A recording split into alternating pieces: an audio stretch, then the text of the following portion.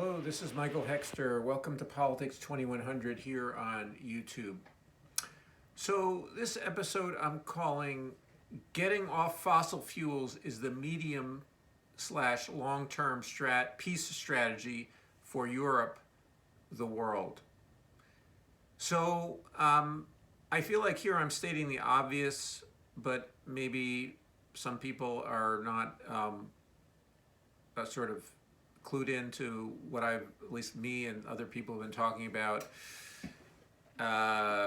both recently and then in the last few years, in the last decade, so forth and so on. But anyway, the dependency on fossil fuels, specifically in Europe, but also in the United States and in the world, creates a powder keg for war, because fossil fuels originate in only certain regions of the world, and they can be controlled from a bottleneck, and they can be used as a form of power by various bad actors. And usually where fossil fuels are extracted, and I include the United States in this, it is not promoting of democracy, promoting of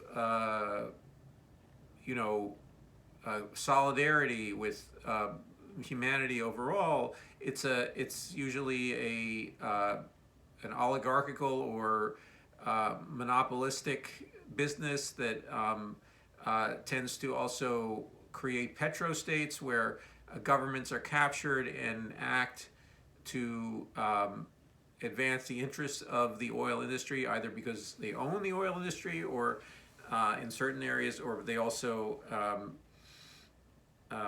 but there's also lots of private, basically, interests that are controlling the oil industry in most countries, and they don't have the best interest of humanity at heart. They just simply want to make more money.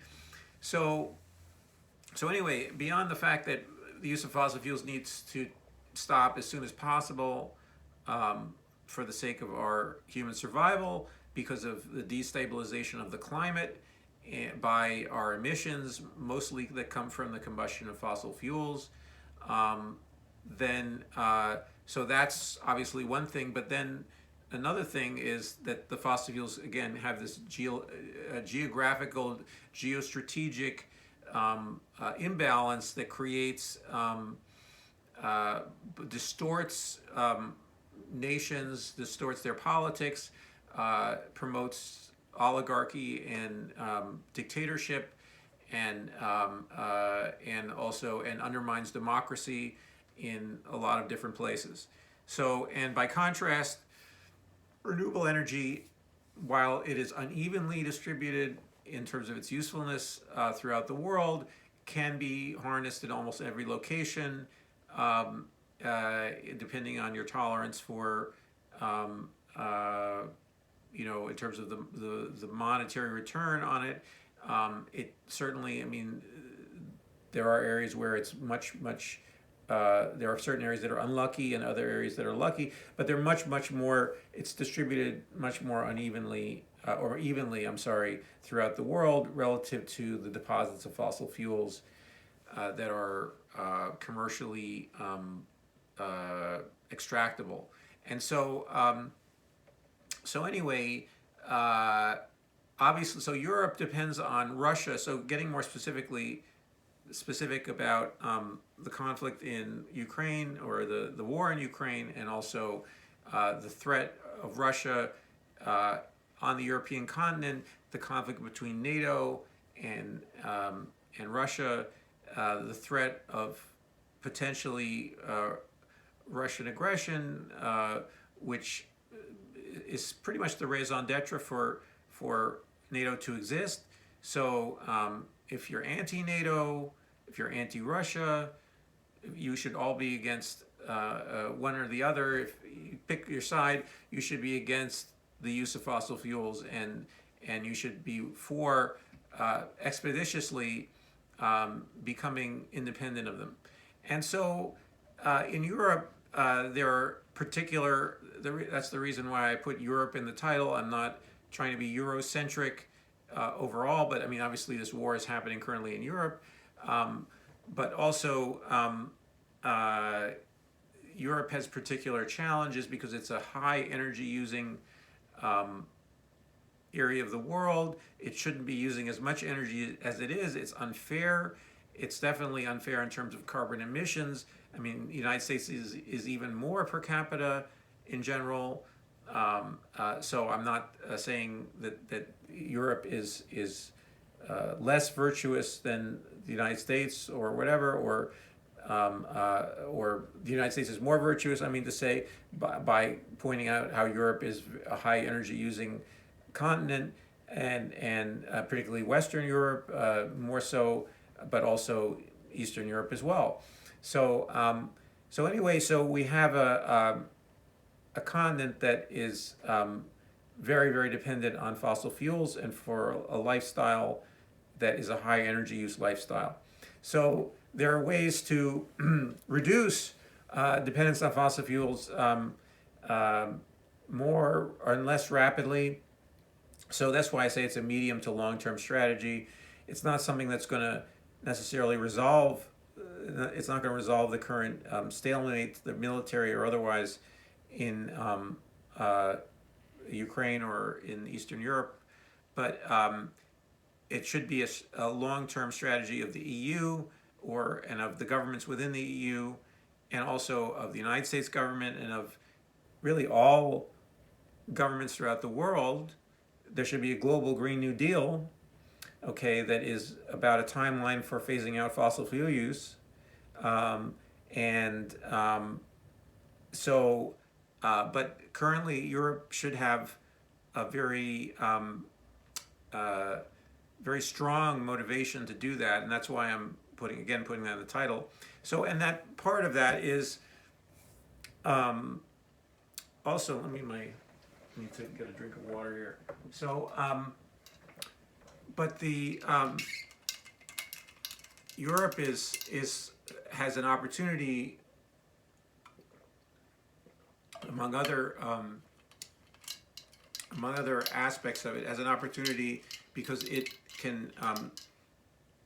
can use energy efficiency to reduce its overall energy use, while at the same time transitioning to renewable energy and exploiting its own renewable energy mostly. It has that opportunity because, among other things, it has technologies like Passivhaus technology that was developed in Germany and Sweden to some degree, that is only partially, very, very partially been implemented in Europe. It should become the European standard for all construction. There should be retrofitting of buildings in Europe, so they use hardly any energy to heat or to cool, and so, or let's say reduce it by 3/4 or more than their current usage. So without really any impairment in overall quality of life in terms of the services that the buildings deliver to their inhabitants and their users. So anyway, this is really very, very obvious.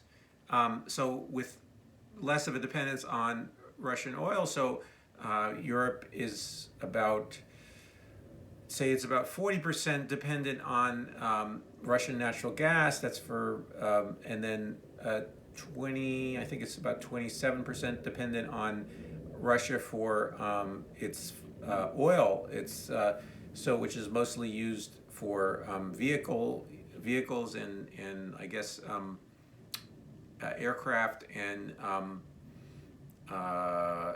shipping. So anyway, so all of those things are. I mean, aircraft is going to be a little bit harder to decarbonize, but actually, inter-European flying could potentially be made electric or non-kerosene based, non-fossil fuel based pretty easily because of the distances involved. But anyway, unfortunately, Europe chose the cap and trade system that's a faulty model for decarbonizing, and it sort of wasted a couple decades in their in using in the EU ETS emissions trading system, the European Union ETS, and now would be as good a time as any to start, or would be the best time to start a direct investment program that uses government directives, among other things, to both regulate the building sector, the automobile production sector, the fuel sector overall, fueling sector. So basically, and create create also demand for transformation of the manufacturing sector to produce electric, mostly vehicles, and also to follow the examples of some European capitals like Paris and Copenhagen and so forth and so on, to reduce the use of weighty, of heavy vehicles where it's unnecessary for people to use them, and to use more lightweight vehicles like bicycles, among other things. So anyway, so all of that is something that's all these are not technologies that need to be invented. They just need to be implemented and deployed on a large scale. Again, there are interests within Europe as well as much more strongly with the United States that would resist such an effort, but it is absolutely necessary, and it's something that we've been putting off for too long. This is just another reason to mobilize and climate stabilize our societies, and it's something that it's so obvious that it's like people, it seems to go in one ear and out the other, but again, this should be another data point, especially for Europeans who supposedly are worried about their dependence on a potentially aggressive eastern neighbor in Russia, and so that should make them all the more motivated to implement a Green New Deal for Europe, and to get among the barriers to this are the European Central Bank, within the Eurozone, European Central Bank being prey to neoliberal ideas about money and running deficits, and they need to recognize that they have a fiat currency, that the euro that they need to run deficits to create the infrastructure, create a super grid throughout Europe that can conduct electricity from an ocean and from the various seas, in terms of the offshore wind, which is a very powerful technology, and so be able to use natural or renewable sources for their daily use of electricity.